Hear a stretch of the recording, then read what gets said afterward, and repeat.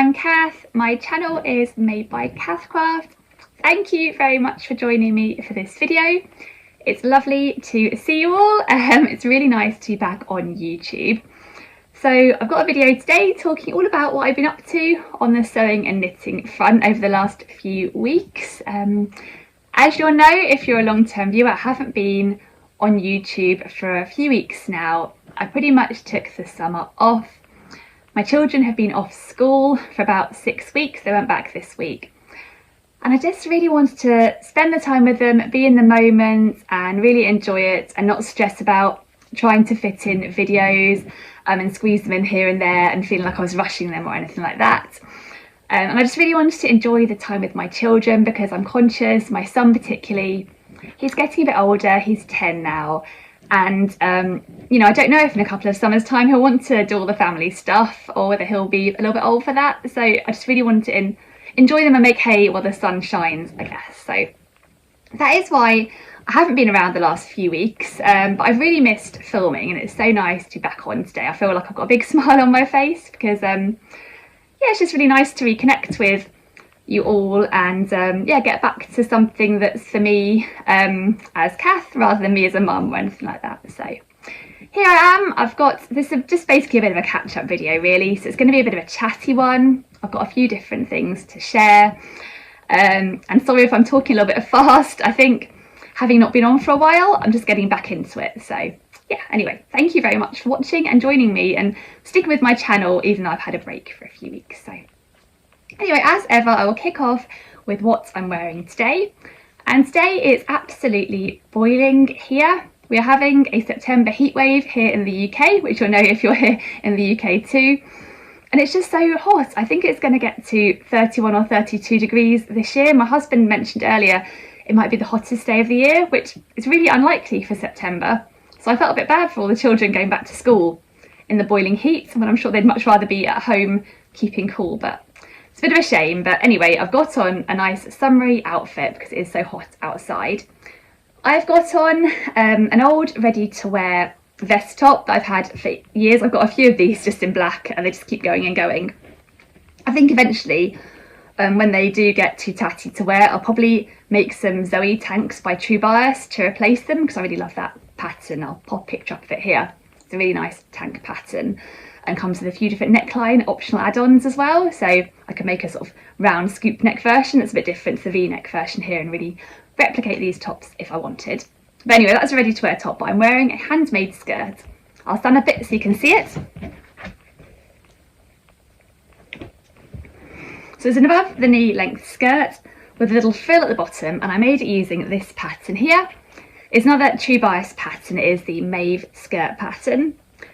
It's a pattern that when it came out maybe a couple of years ago or so, I loved the look of it, but it took me quite a while to get it. I don't know why, but I love an elasticated waist and I love a gathered sort of skirt. So it was right up my street. I'll show you the line drawings. It's got a full elasticated waist and an optional drawstring you can add, but it's pretty much, what do you call it? It doesn't actually do anything because the elastic pulls the waist in, so it's just optional. And then you can make it either as a shorter skirt or you can make it as a midi or a sort of floor length longer skirt. Maxi, that's the word. Yeah, you can play around with how many tiers you want to add on. So for me, I've gone for sort of essentially these 2 tiers here and not the bottom tier. So it's like a mini length in 2 tiers. Although I actually played around slightly with the length of the tiers. So my top tier is a bit longer and my bottom tier is a bit shorter because I wanted to go for a sort of cute, shorter, ruffly bit at the bottom. So that is what I've made. I made it in this beautiful viscose fabric that's an Atelier Jupe fabric, which actually was gifted to me by Atelier Jupe when they launched this collection earlier this year, I think. It's so pretty. I'll stand up it again so you can see it's a really lovely, floaty, lightweight viscose fabric. And it's got this almost tie-dye effect. I think it was called pink and blue tie-dye. If it's available still, I will link it down below. I do find their viscose fabrics have such pretty colours and they feel like a really nice quality too. This is quite a lightweight viscose, so it's perfect for kind of a swishy little skirt. And in terms of the Mave skirt pattern, it's got a good size range. I've got the US 0 to 18 version, but there's also a 14, I think it's 14 to 30 version as well, or it might go up to 32, I'm not sure, but So it's got a good size range, and I think I made the size 4 and went on my hip measurement. My waist measurement would put me actually as a size 0, a couple of sizes down for my hips, which is quite unusual actually, because I often find my waist measurement and my hips measurement are fairly similar on patterns, and my bust measurement's a bit smaller. But on the true bias patterns, my waist would put me at a 0 and my hips would put me as a 4. But I went for a straight size 4, and then I just gathered it in a bit more at the top rather than grading between sizes. So it's quite gathered at the top, but I quite like that sort of gathering effect on the waistband. I'll stand up a bit so you can see. So I pulled it in nicely by the elastic, but I quite like the fact that I've gone for the larger size because it gives more roominess in the hips. And the Mave skirt has pockets too, which is nice, and I'll put a picture up of me wearing it so you can see what it looks like on. So it is keeping me nice and cool today. Yeah, I'm going to go out a bit later actually meet my mum for lunch, so I'm going to need to sun cream up because I've got a bit of skin showing here and on my legs, so I'll make sure I sun cream up, but it will keep me nice and cool hopefully when I'm walking out in the sun. So yeah, that's what I'm wearing today. Now I'll move on to a few other things I've been up to on the sewing front, and I've also got a couple of needle based things to share, one crochet and one knitting, but I'll pop them at the end of the video, and I'll start with the sewing content. So this summer I haven't done as much sewing as I'd really have liked to, just because we've been quite busy with the children, we've been away, and also I don't have my own dedicated sewing space in our house, so if I want to sew I have to get my machine out and everything out onto our dining room table. So I need to know I'm going to have a bit of time set aside to get really stuck into it to make it worthwhile getting it all set up.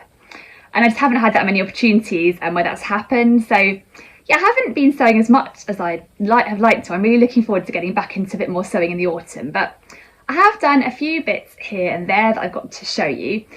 And the first thing that I've been making this summer, and I've made quite a few of these, is sleeping masks. So I've got a little pile of sleeping masks here that I've been making. I made one for myself earlier this year, which I think I talked about in one of my weekly catch-up type videos. And I made it because I had a couple of older ones that I bought quite a long time ago, and they really needed replacing. So I thought it would be nice to replace them with one I'd made rather than going out and trying to find one in the shops. So I gave that a go. It came together really nice. It was a nice, quick, simple sew. And then my son requested could I make him one, and he's been really enjoying using his at night. And then my children decided my husband should try one too, so he wasn't sure, but I said I'd make him one, he can give it a go and he doesn't have to wear it. So I made one for him as well. And then my son requested a couple more, so I've just been sort of making them. So yeah, this is a little pile. There's a couple of ones I made for my son here. He wanted one in all the different Where's Wally fabrics he has, because he has pyjamas that I've made him in lots of different Where's Wally prints. These are 2 of the prints, and he wanted one to match each pyjama set. So he's got 4 now, I think. These 2, this black one here, and he's got a navy one. That was the first one I made him. I managed to get this cool green elastic for that one, which I thought was quite funky. So yeah, I made a whole load for my son. He's really pleased with those. I also made one for my daughter, this one here, with this sort of pretty sort of unicorn print on. And I actually made one for my mum as well, and my daughter wanted to twin with my mum, so they both got pink unicorn ones, but I've already given my mum hers. And then I made a couple for my husband too. And what's been great about these actually is I haven't really had to buy anything for them other than the green elastic. It's all been things from my stash. So all these are fabric scraps left over from other projects. This one for my husband, actually, he's got a pair of pyjama bottoms in this fabric, and there's a little bit left over, enough to squeeze this mask out of. So his, when it gets to cooler weather and he's wearing those pyjama bottoms, he can have a matching mask, which I don't think he's too fussed for either way, but I thought it was quite nice, the idea of having it all matching. This fabric here, I think I originally made some face masks in this fabric back in COVID times. I had a few face masks in this fabric. And then this fabric I used to make a quilt for my daughter, and also she's got a cushion in her room that we sewed together in this fabric too, so she's got a few things that match in with this fabric. And then inside for the wadding, I used the leftover bits of wadding I had from making the quilts for my son and daughter. It's like a bamboo wadding, which is nice, and I think it's supposed to be hypoallergenic.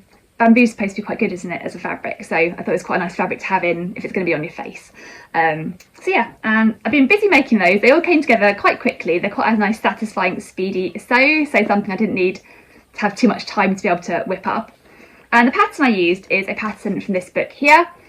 There are lots of free sleeping mask patterns you can download on the internet, I think, but I happen to have this book, and obviously it comes with all the printed patterns at the back, so all I had to do was trace off the sleeping mask, so it was nice and simple.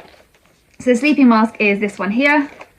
Make your own sleeping mask. I've tried to be organised, and I've written on a little poster here all the elastic lengths for all of my family, so if I make any more sleeping masks I don't have to measure them on their head, and I can just cut the elastic to the right length and know it'll fit their head. But yeah, they came together really nicely. It's a nice simple pattern. I did a little optional extra, which is to sort of top stitch around the edge here, just to sort of secure it in place rather than leaving it untop stitched, which I think is quite neat, and it doesn't seem to feel rough against your skin, that top stitching. The only extra step I had to do was for my son's ones, because his are all made in jersey fabric, so I interfaced the jersey fabric using like non-stretch interfacing, so it was more stable before I sewed it together. So that was an extra step for my son's ones, and then I had to spend a bit of time cutting out the interfacing pieces. But other than that, they're a nice speedy sew, and everyone seems to be enjoying wearing them, so that's always nice, I think, when you've sewn something up that feels like it's going to come in useful. So that is the first thing I've been sewing. So another thing I've been up to this summer on the sewing front is just a small little project. I've only really had time to squeeze in small little projects, but it was an adjustment rather than a new make, but I thought I'd share it on here anyway, because I was really pleased I actually spent the time in doing this. So it was an adjustment to this make here, which is a pair of shorts I made, I think last year, towards the end of summer last year, and I really love these shorts actually. I made them using this pattern here, which is the Sport Shorts pattern by Friday Pattern Co. It's a really cute shorts pattern. I'll just find the line drawing so you can see a little bit better what the shorts look like. And what's really great about this pattern actually is Friday Pattern Company released it as a free pattern, and when you go on their website you can choose how much you pay for it. So you can pay nothing if you want to, or you can make a contribution, and there are different options for how much contribution you want to make, which I think is really generous of them and allows everyone to pay as much as they can afford, I guess. But yeah, these are the sport shorts. They're designed to be made in woven fabrics, and they've got a bit of a retro vibe to them, I think. They've got an elasticated waist, another optional drawstring tie like the Mave skirt. And then what's really cute about them, I think, is this sort of side bit, the kind of front and back shorts, instead of being sewn together with a classic seam, they've got this visible bias binding that goes all the way around, and the bottoms too, and also on the pocket detail there's a little bit of visible bias binding too. They're really cute, and I really fancied giving this pattern a go because I thought they'd be perfect to make myself a pair of sort of loungewear shorts. I think I thought about making them last year when it was really, really hot, and in the evenings I just wanted something that's quite comfortable and casual I could pop on if I was still feeling quite hot after a hot day. So yeah, I decided to make these shorts, and it was such a fun pattern to sew up. I really enjoyed it. There's lots of top stitching on the bias binding around the edges, which I really enjoyed, and they just came together really, really nicely. So these are my versions. You can see I've got this lovely sort of pretty floral fabric. I think this is an Art Gallery cotton lawn or poplin. I can't remember. I got it from Minerva, and if it's still in stock I'll link it down below. I think it was a cotton poplin then. I think I used a cotton lawn. I also got from Minerva for all the binding, this blue colour. So you can see the detail at the side there. It's just such a pretty detail, I think, with the binding. It makes them a bit different. Anyway, I made these last summer, and then I didn't really wear them much because the weather got cooler, I think quite soon after I'd made them. And then I got them out this year and I tried them on, and I just found them a little bit uncomfortably tight on the elastic. I think I made the elastic a bit too tight. And I think what had happened is, I find sometimes that when you put elastic into a garment and then you're supposed to sort of top stitch down the elastic all the way around, sometimes I find that when you top stitch it down, you're sort of pulling the elastic sort of quite taut to do the top stitching. The elastic can stretch out a little bit. So I've had makes before where I've gone for elastic that felt comfortable, and then once I've top stitched it all out, it just feels a little bit loose. So I think because I was worried about that, I maybe went for a slightly too tight piece of elastic, and it didn't stretch as much as I was expecting it to. And whenever I put them on, they just felt a little bit tight, and particularly when I wanted them to be nice and comfy in the evenings, and they weren't feeling comfy, so I wasn't reaching for them. So I decided I should really do something about it because I really think they're pretty and I wanted to be able to wear them. So I spent a while unpicking all the top stitching, and you have two lines of it to sort of secure the elastic down. So there's quite a lot of top stitching to unpick. But I do find generally it's much easier unpicking top stitching on woven fabric. So it did come out a lot easier, I think, than if it had been a jersey fabric, where it seems to really embed into the fabric, and I think it's a lot harder to pull out. Anyway, so I undid all top stitching. I put in a new piece of elastic that's slightly larger, and they're so comfy now, and I'm really glad I spent that time unpicking. And I haven't actually bothered redoing the top stitching. I've just left it with the elastic loose in there, so I guess it's a bit of a risk of the elastic sort of turning and slipping, but I'd rather just them be comfy. They're only designed to wear in the evenings, and I'm really pleased that I did that, because I've worn them quite a few evenings since I adjusted that. So I thought I'd mention it just in case you've been thinking about adjusting something and been putting it off like I did with these. Sometimes it's just nice to get it done. So just in case it gives anyone a bit of impetus or inspiration to get a little adjustment task done, I'm really pleased I did take the time, and I can wear my sport shorts a lot and feel actually really comfy in them rather than they just feel too tight. So that was a little sewing alteration task I did. So the next thing that I've got to share is a new make, and this is one that I think I finished towards the beginning of the summer, probably just after I'd finished filming my YouTube videos and was having a bit of a summer break. So it's nice to be able to share it now, even though I made it maybe a month or two ago. And it is a bag that I made using this pattern here, which is the Luskin Tire bag pattern by Guthrie Ghani. So earlier this year, Guthrie Ghani released their Sewing Society kits, and one of them was this amazing bag, and they made the pattern themselves, which is unusual. I think it's their first pattern actually. And I've been admiring Guthrie and Ghani's Sewing Society kits for absolutely ages. I always get the emails every month and I'm always really tempted to buy them.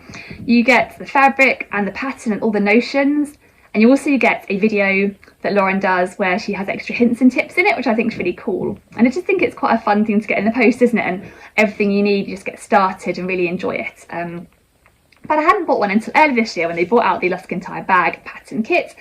And I just thought it's something I could really use, and I just thought it looked like a great bag. So I actually bought two kits. I bought my first one, which I made up and I've already shared earlier this year, in a sort of I think the fabric was called Neon Garden. It was this really pretty floral fabric that had sort of flecks in it. I'll put up a picture so you can see how that bag turned out. That was my first one, and then I loved it so much I bought a second kit. So I've got my second bag to share now. So here is my second Luskin Tire bag, and this is in the sort of nautical fabric. I can't remember what this fabric was called, but it's got these sort of nautical colours, and I think these triangles look like little boats on the ocean maybe. So yeah, this is my second one I sewed up, and I really enjoyed sewing up both bags. It was just such a fun pattern to sew, and everything's so well thought through here, and all the instructions are really well explained, as I would expect from Lauren, because she always comes across like she's always thought of everything, one of those really organised people I guess, and yeah, the pattern was really good. So yeah, this is my second Luskin Tire bag. It's lined inside this creamy fabric. It's got this cool drawstring option, so you can kind of pull it in and keep everything nice and safe inside. It's also got on the outside one of the pockets. There's two pockets on the outside, which are sort of sewn in between these canvas straps, and one of them's got a little zip, as you can see here. And it came with a little label too, which I think is really cute. A little me-made label. And what's nice is it just feels quite nice and secure, and the canvas is sort of sewn into the bottom, so it feels like it's quite a sturdy bag, and it's really roomy too, as you can see.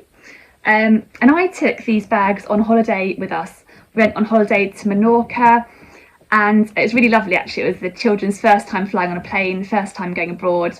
Yeah, we had a lot of fun, and we went to the pool and the beach, and these bags were just perfect. They're so big, we could just stuff in all the towels and spades and buckets and everything else we needed, and we were often just carrying bag after bag of smaller bags, but actually they were so roomy, we just pretty much needed them, and we could just go to the beach and then just get everything out. We knew everything was in one place, and it made it so simple, and they worked so well. So I'm really glad I've got two of these bags. They were such a fun make, and they've already come in really handy, and I'm sort of already looking forward to my next opportunity to use them really. So yeah, that is my make.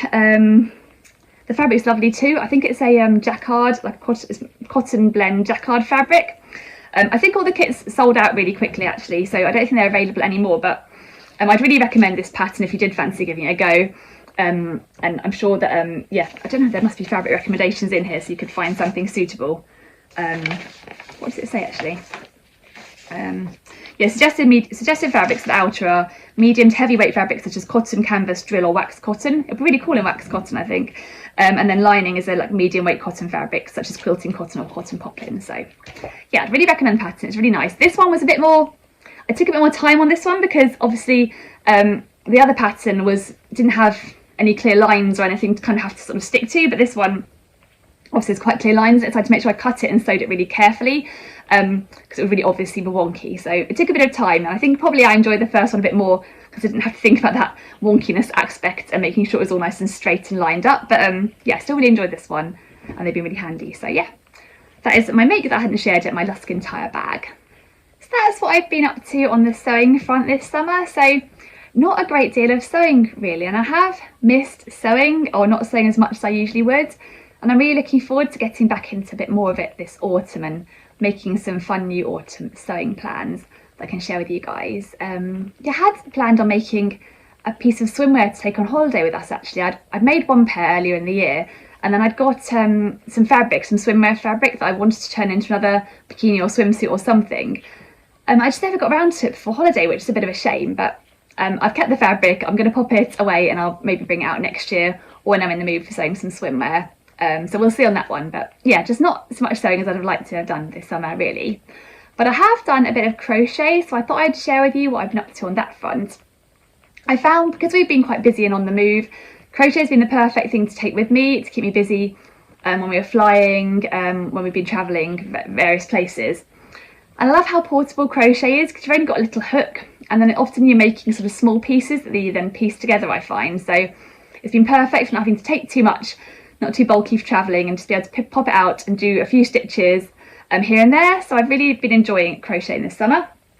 And I've been working on a crochet bag, so yeah, 2 bags to share with you in this video.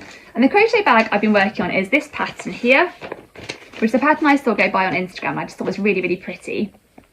It's this bag here, which is called the Breezy Days Daisy Bag by All About Amy.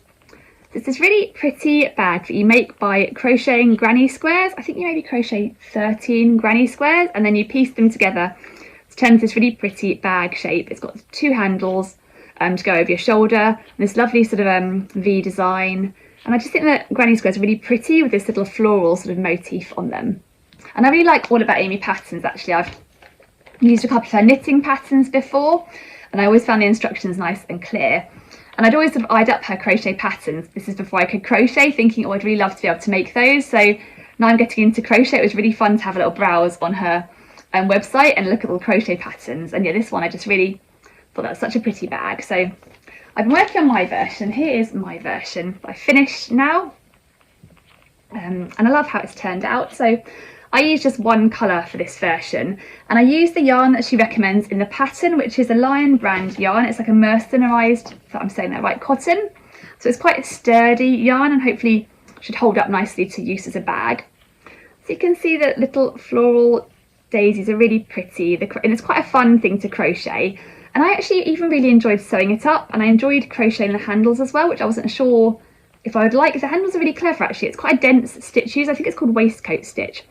And it creates quite a dense handle. It doesn't have a great deal of stretch to it, so hopefully you really can't stretch it much at all, because I often think if you knit or crochet a bag and you use more of like a looser stitch, you can wear it and then it kind of gets longer and longer and longer as it stretches out. But the way it's being crocheted with this very dense stitch, it's quite hard to actually do, because you have to kind of really find a little tiny hole to put the needle into to kind of bring it together. It has resulted in like a really nice sturdy handle for the bag. So yeah, I chose this creamy colour. It might be called Ecru possibly. I'll link the yarn below that I used. And yeah, I just really enjoyed it. And I think because I've made it in the one colour, I'm hoping I'll get a lot of use out of it, just because it's quite classic. So I'm hoping it will go with a lot of things, and I can use it a lot. I guess it's quite a summery one. It's probably one I'll get out in the summer, but it's quite a nice size. It'll fit in, you know, my purse and keys and maybe a bottle of water or something. So yeah, I really enjoyed this. And actually, for this crochet bag, it was the first time I got out my knitting blocking squares, which I got for Christmas, and I hadn't used them since then. I haven't done huge amounts of knitting this year, I guess, so I haven't had that many opportunities, but I crocheted all the granny squares and then I blocked them, and I was amazed at how much difference it made actually. And it was quite fun too, and I think I took a couple of pictures of when I did it, so you could see how they looked when they were blocked and see the difference it made. So I'll try and put a couple of pictures up there. But what I basically did was I got this knitting blocking kit. It's got these big foam pads and these sort of pins, and I sort of pinned all the little squares down to the size I wanted, and then just use my iron as a steam on them, and they kind of got quite hot, and they just set so beautifully. I think the wool's supposed to relax and then set when it cools down, and they just set so neatly. So it was really quite satisfying to have done it, and it felt like my bag then ended up being more neat than it would have been otherwise if I hadn't done the blocking. So yeah, and I blocked the handles too actually, because when I knit them up, they had a bit of a wave to them, and now they don't have that so much. You can see they're sort of nice and flat. So yeah, I really enjoyed spending that time doing the blocking. It was really worthwhile on this project, because I think before I've been like, do you really need to block? I don't know. I definitely felt on this project it was very worthwhile. So it was a really enjoyable crochet make. I definitely recommend this pattern. It's a lot of fun, and it was perfect as a sort of portable summer project. So that is my Breezy Days Daisy bag.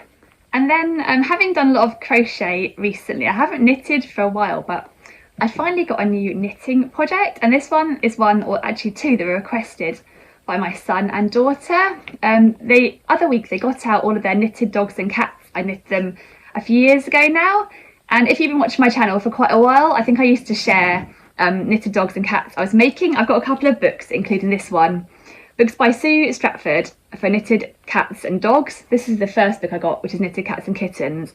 I've also got a knitted cats and dogs book, which has some of these kitten patterns in, a few other ones, and some dog patterns too. But a couple of years ago, my children were requesting different cats and dogs left, right and centre. I did quite a lot of knitting of those, and then I think they'd requested so many, they kind of had their fill of them, and I sort of put the books away, and they suddenly remembered them when I got their knitted toys out the other week and said, could we have another look through the books and see if there's any other ones we'd like you to knit for us? So they had to look, and they've chosen a couple of new ones for me to knit. So it's quite nice actually to have a knitting project, having not done one for a while. And they're quite nice small little pieces of knitting, so they're quite easy to pick up and put down. The only downside I think of these patterns is there's quite a lot of sewing up afterwards, which isn't my favourite part, and they're quite fiddly to sew because they're quite small little things, there's lots of little pieces. But anyway, I've started on the first project, so I am knitting for my daughter this kitten here, which is called Tabby Grey. So quite a cute little kitty in this grey yarn with sort of darker grey stripes. And actually my daughter historically has generally requested all of her kittens to be knitted up in pink wool, but actually for this one she actually wanted me to go for the grey and dark grey and make it look a bit more like a classic kitten colour rather than a pink kitten. So that's what I'm doing at the moment. I've just started and I'm having to sort of remind myself about knitting techniques, because the way you knit this with these stripes on, you have to kind of make sure that you're kind of winding the two colours together so you don't end up with sort of gaps where you've kind of changed between the wool. So I've had to remind myself of how intarsia works, because that's how I like to kind of do it. So I've been watching a few YouTube videos and reminding myself that technique, and it's been a bit tricky to get my head around knitting after having crocheted for a while. Even casting on, I'd totally forgotten how to cast on with knitting. I haven't got very far yet, but I had to watch a YouTube video to remind myself how to cast on, and then once I'd done a stitch, my hands remembered what I was doing and it came back to me. But it's funny how your brain works, isn't it, and how my hands are almost programmed to do crochet automatically without even thinking about it. So it's weird going back to knitting. But so yeah, that's my project I'm currently working on, Tabby Grey, for my daughter. And then my son has requested a different kitten. Let me just find that one, page 72,